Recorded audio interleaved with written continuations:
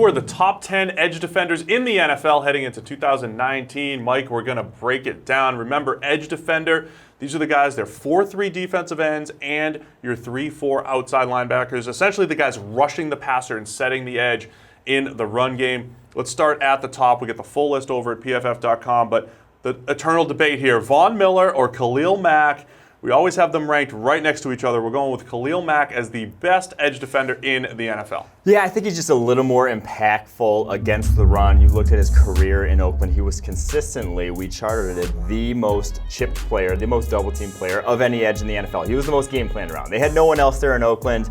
Von Miller at least has someone else now across from him in Denver. And Khalil Mack, with all those chips, with all that stuff, still got the job done at the highest level. So it was a close one. The eternal debate, like we said, can't really go wrong, but we went with Khalil Mack. Yeah, and Von Miller's had a 90-plus elite grade every single year of his career dating back to 2011. But when you look at what Mack did, even with a little bit of a lull when he got banged up last year, 6 forced fumbles, the number 2 overall grade among edge defenders. Both guys essentially the standard among edge defenders. Coming in at number 3, the guy I call the most underrated player in the NFL, 3 straight years of 90-plus. That's Cameron Jordan from the New Orleans Saints. I just love the fact that he's got this defensive tackle type of body, but he can still rush the passer off the edge. Yeah, and then the fact that he just doesn't come off the field. He's playing 900 snaps a season, down in, down and out. You're getting elite play from him. And some other guys, some other edge defenders are playing the 600 snaps or, rotational players coming in fresh on third downs. That's not Cam Jordan. He's still affecting the passer, still stopping the run at the highest level we see. It's impressive what he can do, like you mentioned,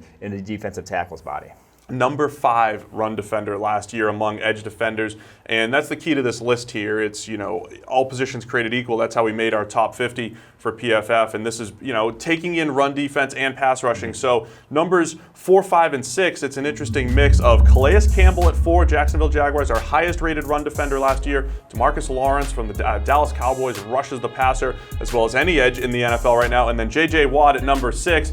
Feels low for J.J. Watt, but we still have some question marks with all those injuries, but man, he answered a lot of them last year. I was going to say, I think we're predicting a little too early of a decline. J.J. Watt is a generational talent, the best, when he was at his peak, the best defensive player I've ever seen. So even though he has taken some serious injuries, I don't think he's fallen off anytime soon. I think number 6, we may have been a little low on him. I'm sure Texans fans are still glad to have him back and healthy, though. Yeah, 89.7 pass rush grade. Not exactly those 93s and 94s that he put up a few years ago, but still top notch. And then we look at the number 7 player, Myles Garrett from the Cleveland Browns.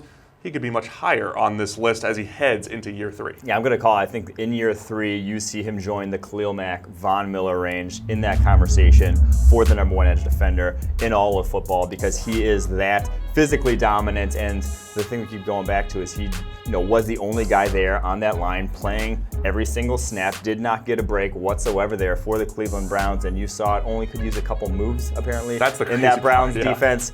Open up the full move set, I think you're going to see a different player this year. All right, then rounding out the top 10, we've got Brandon Graham of the Philadelphia Eagles, Trey Flowers now of the Detroit Lions, and then Jadeveon Clowney of the Houston Texans. 3 different style players. Graham is the guy we always go to bat for, is a guy that gets a ton of pressure, not great at finishing plays, but very disruptive as a pass rusher. Yeah, Graham has consistently been a top 10 edge defender for us, is still at this point in his career, run and pass, a very complete edge defender. The interesting one, though, here to me is Jadeveon Clowney, holding out at the moment, still not at Texans camp. The problem here is, we have him at number 10 behind Trey Flowers, who just got in the $18 million range there for the Detroit Lions in free agency. He's asking for Khalil Mack money at the number 1 type of range there. So I think that dichotomy, the fact that he's not quite there, that we don't see him quite there yet as a top tier, a top 3 edge defender in the NFL, but he's asking for that sort of money, is why he's still not at Texans camp. Yeah, Flowers and Clowney actually very similar grades last year. Flowers a tick better, but Clowney the best number 2 run defender just behind Calais Campbell. Kind of reminds of Jason Pierre-Paul when he was in his prime. Better run defender than he is pass rusher, but still capable getting after the quarterback. So there you have it. It's our top 10 edge defenders in the NFL heading into the 2019 season. Be sure to get to PFF.com to break down the entire list.